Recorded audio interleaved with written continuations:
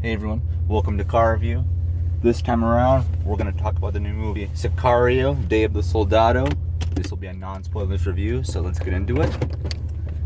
So yeah, Sicario, Day of the Soldado. It's a sequel to the 2015 film Sicario, and while on paper that sounds really weird and kind of even not wanted, this movie is great, and I'll say that up front. I loved this movie.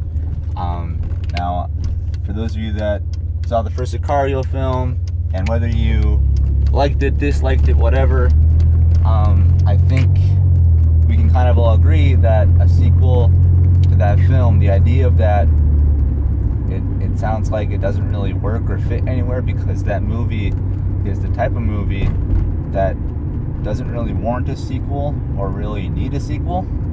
To me, when they announced the project of Sicario 2, it felt to me like they were trying to make a sequel to a movie like The Revenant, okay? Because it sounded so out of place, so unneeded, and almost like a cash grab. Not that Sicario, the first film, made a lot of money, but when it got award consideration, that's when it extended its theater release, and that's when it pushed it over the profit threshold. So it did end up making money, not a lot of money, probably not even enough to warrant a sequel, but here we are. But yeah, anyway, this movie, I loved it, and I'll even go as far to say that not only do I like Sicario, Day of the Soldado more than the first film, I think it is a better film than the first film. That movie was so hard-hitting. I'm talking about the first one. That first one was so hard-hitting, so intense, so deep and personal that it can be almost kind of a tough watch. I mean, it is a tough watch, and I mean, this one is, the sequel is not by any means of the imagination just an easy watch. It is not a, put popcorn in your face type action film. But I found Day of the Soldado, I'm just going to call it Soldado because I don't want to say the whole thing. I found Soldado to be more enjoyable than the first one because I thought the story was better. I thought the action was better. There's more action, but I like the pacing of it more because while I'm going to add context to what I'm saying here because I'm going to sound like I'm contradicting myself, but I thought that Soldado felt long in some places, longer than the first film, even though they're about the same runtime. I think they're both about 2 hours long. I thought that Soldado felt long in certain spots, but in other spots it kept on firing on all cylinders, whereas Sicario was kind of this slow burn, like really slow, and that's not a bad thing, but I don't know, it's hard to explain, but even though there were moments that I thought dragged on a little too long in Soldado, I thought that there were less of those in Soldado than there were in Sicario. Plus, in Sicario, there are a few moments in that movie that I still wish we got more from. And I actually just watched the first Sicario film just yesterday. So I saw the 2015 Sicario film at home, and then the next day, which is the time of this recording, I went into Soldado. So having that perfect comparison of not even 24 hours between the two, again, I like Soldado more because it's I think it's just a better film because like it's hard to talk about this without getting into really deep spoiler territory. So I'm sorry if I feel like I'm glossing over this stuff, but Soldado works for me more than the first Sicario because I think it is more fleshed out. Because the first movie, Sicario from 2015, they kind of gave you, they just dropped you right in the middle of something that was going on. Emily Blunt's character, who did not return from the sequel, which I'm going to sidetrack a little bit on that because I want to talk about that. When they first said that Emily Blunt was not coming back for Soldado, I was concerned. I thought Emily Blunt was the heartbeat, the driving force of that first film. It did not have her, this film would lose its identity. And you can make the argument that Soldado is a much different film from Sicario in some ways, but I think that new formed identity that this film has works for what it is. And to go back to my original point, I feel that this film, Soldado, is more fleshed out because they give you time to feel things and to explore things, whereas in Sicario, they drop you right into the middle of what's going on. Emily Blunt's character is, she's already an FBI agent. Josh Brolin's character and Benicio del Toro's character, they already have a history established. So you just kind of get dropped into that storyline, which isn't a bad thing. I think in that regard, the film did better because of that. You didn't waste time just setting everything up and then getting into what Sicario was.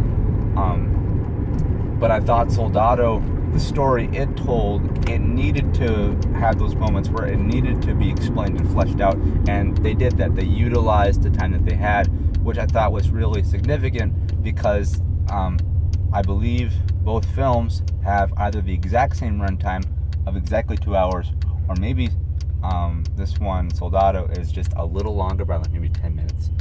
But yeah, the film as a whole I thought was really well made. I thought it was a really well made film, and those were big shoes to fill because the first movie had director Denis Villeneuve, who has made Blade Runner 2049 and Arrival, which truth be told, I don't like the movie Arrival, but I love Blade Runner 2049. I love that movie to pieces. I think it is one of the most perfect films to come out in the last decade. And this is coming from somebody who does not like the original Blade Runner film. I don't like that 1982 film, but that's a topic for another day.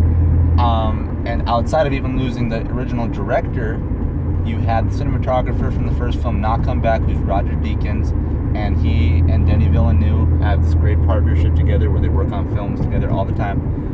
So you kind of knew that if one was coming back, the other one would not come back. And who else was changed up? You had the same writer, Troy Sheridan, I think is his name, and he also wrote Hell or High Water, so he knows how to write movies, and he wrote a good script for Soldado. That is apparent. He took his time with this. Oh gosh, I think there's somebody else that they changed out. Well, I mean, they don't have the original composer Johan Johansson, because he tragically passed away, and he didn't get a chance to work on this film. Bless his soul, because he made an incredible score. But the guy that they did get for this movie, Soldado, and I can't remember his name, he did a good job, and he did a good job of not only honoring Johan Johansson's work, but also blending his own work with the previous work, which made a really good score. And this movie, it was kind of, gosh, I don't want to say it was destined to fail, because it really wasn't, but I think a lot of people are just going to pass on it because they don't think it's going to be all that great, because again, you're making a sequel to a really hard-hitting drama that could be called, an Oscar-baiting movie. It's kind of like something the Academy would go after versus the casual movie fan. But I hope that more people see this movie, because not only do you not need to see the first Sicario to see this movie, I mean, it helps if you do, but you by all means do not need to see Sicario to see Soldado. But I also think that that this movie, whereas Sicario kind of did not set up for a sequel, it kind of just closed its own door, there are elements and avenues that Soldado left on the table that could be explored. So this is something that I don't want to say could set up a franchise, because I don't really think we're going to get like a third, a fourth, or a fifth. But I mean, I feel like now they were able to expand the story enough to where movie-going audiences could get invested into this movie and the storyline, and they might be like, wow, that was really good. Let's see what comes next, because that's how I felt walking out of it. And I've just got done seeing this film. This is the first thing I did after I saw the movie. So I'm buzzing off right now. I was so thoroughly impressed because I went in with the lowest expectations and everything. And I'm sorry if I'm rambling, but again, this movie it offers you a lot, and it succeeds on a lot too. So there's a lot going through my mind. Some things I want to touch on before I forget or anything like that is the performances. And Josh Brolin, Benicio del Toro, they're returning, they bring it, they're awesome and all that stuff. But the standout for me was the newcomer in this movie, and her name is Isabella Moner. She plays the female lead in this film, and I think she outacted both Josh Brolin and Benicio del Toro. And speaking of the Academy, I think that her performance is Oscar worthy. I think that she is worthy of a Best Actress nomination, if not a win. I truly think she was that good. I was so impressed, and the only thing I know her from is Transformers: The Last Night. And that movie, while it is awful, is not her fault. She did the best that she could with the material, the little material that she was given.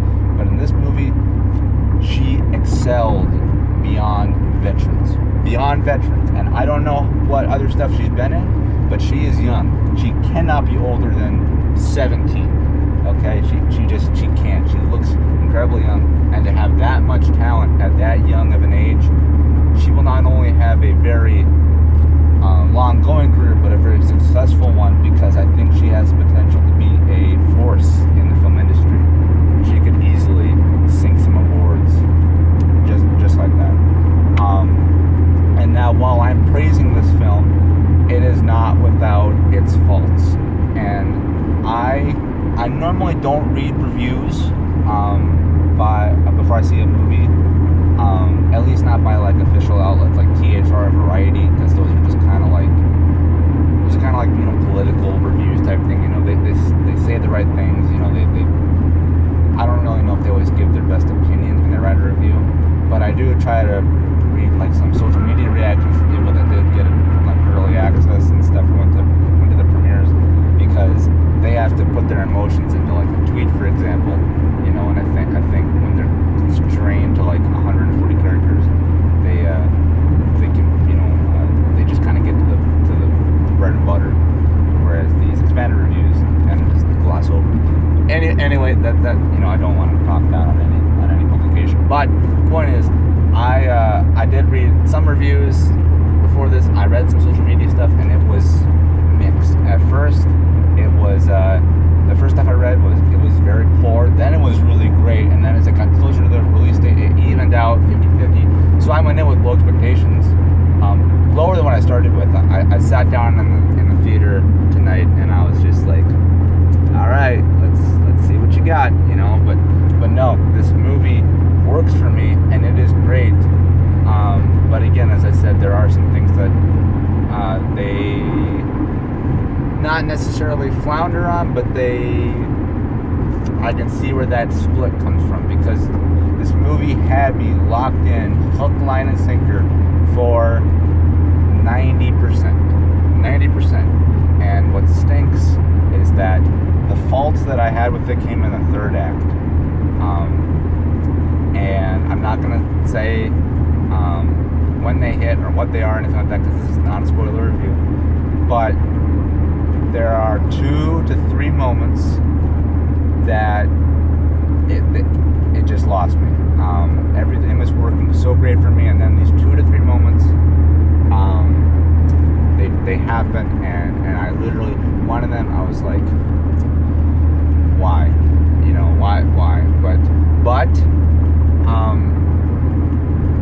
it serves a purpose. Those points that I don't necessarily are fond of or agree with, they serve a point in the film. They're not just to increase like the wow factor, or anything like that, or like make you gasp or something.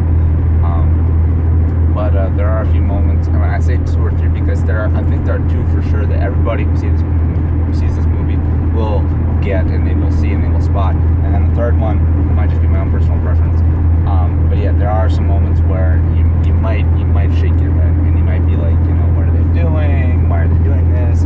Or you could totally just eat it up and be like, yes, oh my gosh, look at what they're doing.